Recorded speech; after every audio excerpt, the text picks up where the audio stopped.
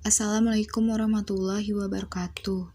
Pada kesempatan kali ini, kami kelompok 1 akan membahas tentang seleksi dan penempatan kerja. Berikut nama-nama anggota kelompok kami. Yang pertama, Otto Ricardo Yohanda. Kedua, Almira Nurul Rezeki. Yang ketiga, Anaka Saka. Yang keempat, Karira Asabira Albani. 5, Irda Nurmaula Fiani.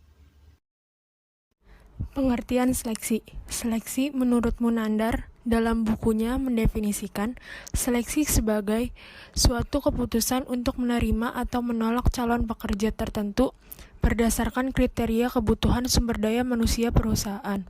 Untuk keperluan seleksi, pemeriksaan psikologi juga dilaksanakan dalam rangka penempatan para tenaga kerja. Proses seleksi dan penempatan antara sistem dan subsistem. Seleksi dan penempatan merupakan fungsi batas atau fungsi dari komponen rentang batas dari sistem. Melalui bagan tersebut dapat kita simpulkan menjadi calon tenaga kerja sebagai masukan dapat datang dari luar maupun dari dalam organisasi industri. Oleh komponen batas dari sistem akan diselenggarakan seleksi dan penempatan. Hasil dari proses seleksi dan penempatan ini ialah adanya dan telah diterimanya tenaga kerja yang memenuhi persyaratan yang telah ditetapkan semula oleh sistem atau subsistem. Tujuan seleksi. Menurut Nitisemito, tahun 1996, tujuan dilaksanakan proses seleksi adalah untuk mendapatkan the right man in the right place. Tujuan seleksi tersebut diantaranya yang pertama, menjamin perusahaan memiliki karyawan yang tepat untuk suatu jabatan atau pekerjaan. Yang kedua, memastikan keuntungan investasi SDM perusahaan. Yang ketiga, mengevaluasi dalam memperkerjakan dan penempatan pelamar sesuai minat. Yang keempat, memperlakukan pelamar secara adil dan meminimalkan diskriminasi. Dan yang terakhir ada memperkecil munculnya tindakan buruk karyawan yang seharusnya tidak diterima. Tugas seleksi. Seleksi memiliki tugas untuk menilai sebanyak mungkin calon untuk memilih orang atau sejumlah orang, atau sesuai dengan jumlah orang yang diperlukan, yang paling memenuhi persyaratan pekerjaan yang telah ditetapkan.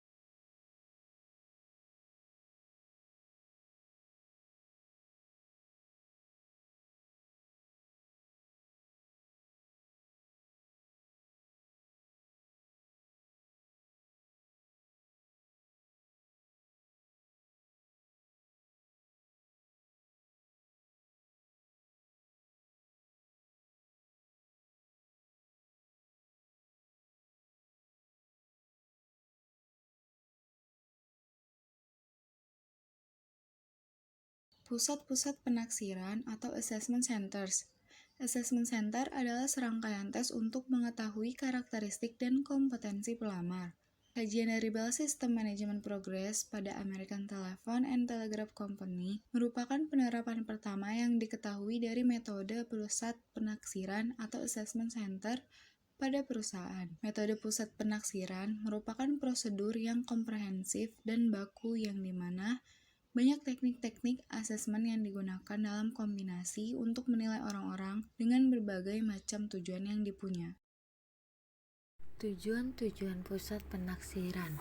Tujuan-tujuan atau penggunaan dari pusat penaksiran menurut Kraut tahun 1976 yang antara lain yang pertama seleksi dari tenaga kerja dengan kecakapan yang baik untuk dipromosikan kedudukan manajerial.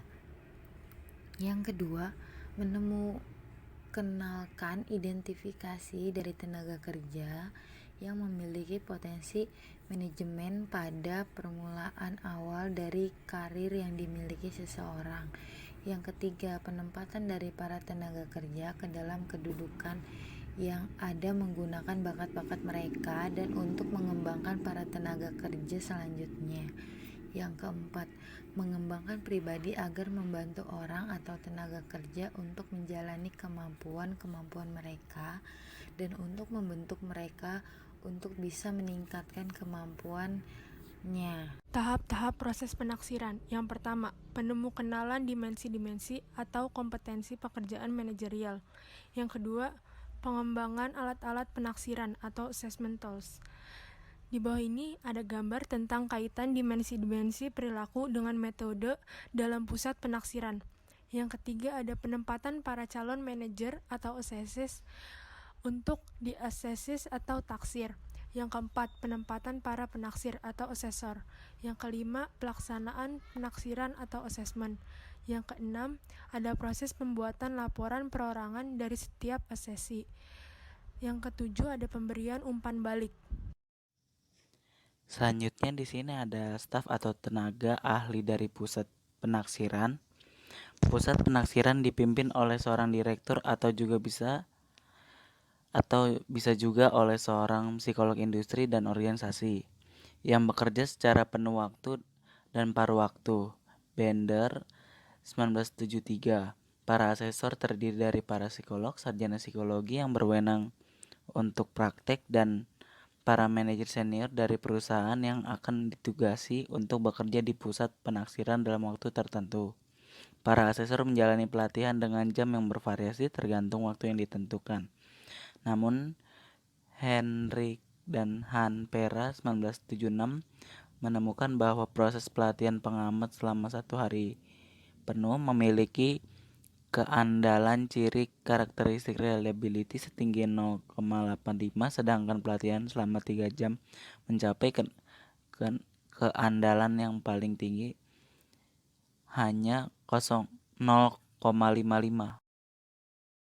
Model peneliti keabsahan seleksi. A. Model peneliti keabsahan seleksi tradisional.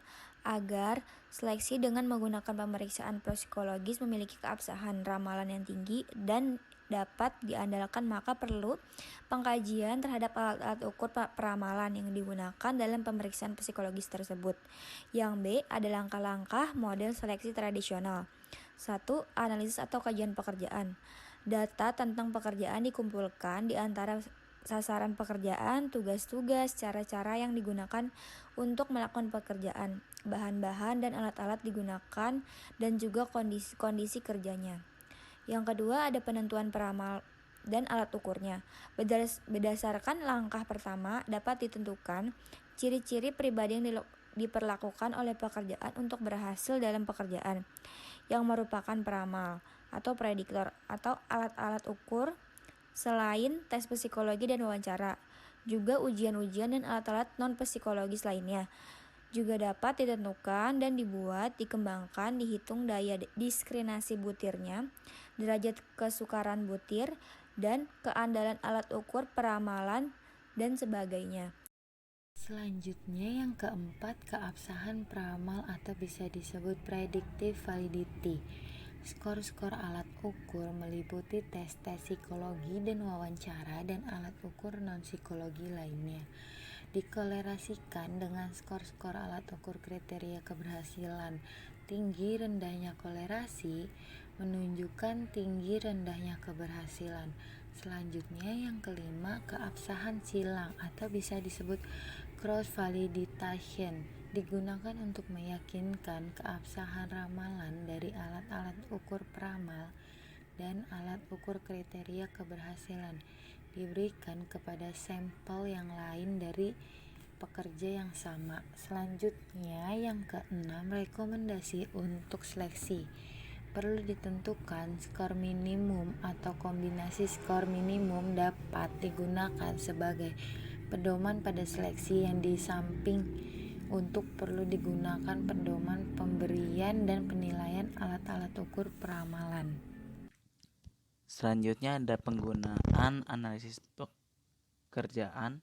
Analisis pekerjaan adalah suatu proses kajian sistematis tentang kegiatan yang dilakukan dalam suatu pekerjaan, mencakup tugas-tugas, tanggung jawab, dan tanggung jawab untuk dapat menentukan pengetahuan, keterampilan, kemampuan, dan ciri-ciri kepribadian lain serta yang diperlukan untuk melakukan pekerjaan tersebut dengan baik. Hasil dari analisis pekerjaan dapat dikelompokkan dalam kegiatan-kegiatan yang berkaitan dengan manusia sebagai tenaga kerja, perencanaan strategi SDM, penerimaan dan seleksi, pelatihan dan pengembangan karir, penimbangan karya, sistem imbalan upah dan gaji, kesehatan dan keselamatan kerja, hubungan industrial, pekerjaan dan organisasi kerja, uraian pemberian pekerjaan, klasifikasi pekerjaan, desain atau rancangan kerja dan alat rekayasa kerja, dan perencanaan organisasi. Untuk tujuan seleksi dan penempatan, komponen-komponen pekerjaan dikaji untuk menentukan PKKC yang diperlukan untuk melaksanakan pekerjaan dengan hasil atau prestasi yang tinggi. Pada umumnya, data dikumpulkan tentang aktivitas dan pekerjaan, bahan-bahan yang diolah, peralatan dan mesin yang digunakan, kondisi kerja. Metode analisis pekerjaan dapat digolongkan dalam dua kelompok metode, yaitu ada metode kuesioner, yang kedua ada metode wawancara dan observasi. Data yang dikumpulkan dari pekerjaan dapat diolah secara kuantitatif atau kualitatif. Selanjutnya ada golongan alat-alat ukur peramalan psikologi. Tes kecakapan merupakan tes yang dirancang untuk menentukan sejauh mana baiknya seorang dapat melakukan sesuatu. Tes kecakapan dapat dibedakan menjadi beberapa kelompok, yaitu tes kecakapan intelektual, kecakapan keruangan dan mekanikal, tes ketepatan pengamatan, dan tes kecakapan gerak. Tes kepribadian objektif. Tes ini merupakan ukuran dari ciri-ciri kepribadian yang mempunyai bentuk berstruktur. Tidak ada jawaban salah atau benar. Tes ini dibedakan dalam tes kepribadian dan tes kejuruan. Tes kepribadian proyektif. Tes ini merupakan ukuran-ukuran dari ciri-ciri kepribadian yang bentuknya tidak berstruktur. Individu harus memberikan jawaban-jawabannya terhadap rangsang-rangsang yang taksa. Jawaban-jawaban akan memperlihatkan secara lebih lengkap dinamika kepribadiannya.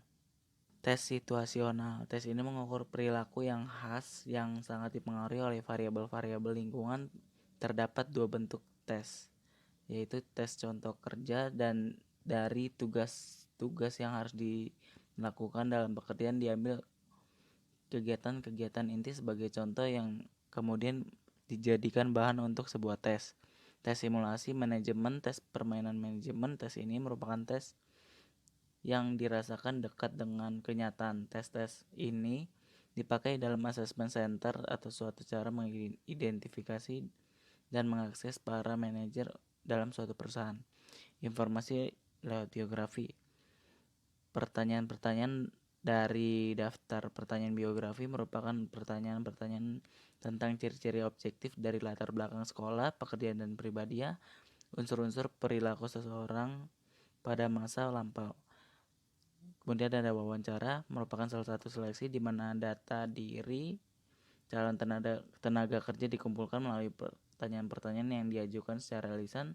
Teknik wawancara yang digunakan dalam prosedur seleksi tenaga kerja oleh Miner 1992 dibedakan menjadi 3 jenis teknik, yaitu teknik wawancara berpola atau berstruktur, teknik wawancara tidak mengarah, dan teknik wawancara ganda. Kesimpulannya, seleksi adalah suatu kegiatan pemilihan penentuan untuk mengambil kandidat terbaik dari daftar pelamar serta menawarkan sebuah pekerjaan kepada mereka yang sesuai dengan spesifikasi tertentu dari setiap perusahaan yang bersangkutan. Seleksi memiliki tugas untuk memilih sebanyak-banyaknya pelamar yang paling sesuai dengan persyaratan. Proses seleksi ada 2 tahapan, yaitu tahap 1 pencarian calon tenaga kerja dan tahap 2 seleksi calon tenaga kerja. Sekian dari kelompok kami, kurang lebihnya mohon maaf. Terima kasih.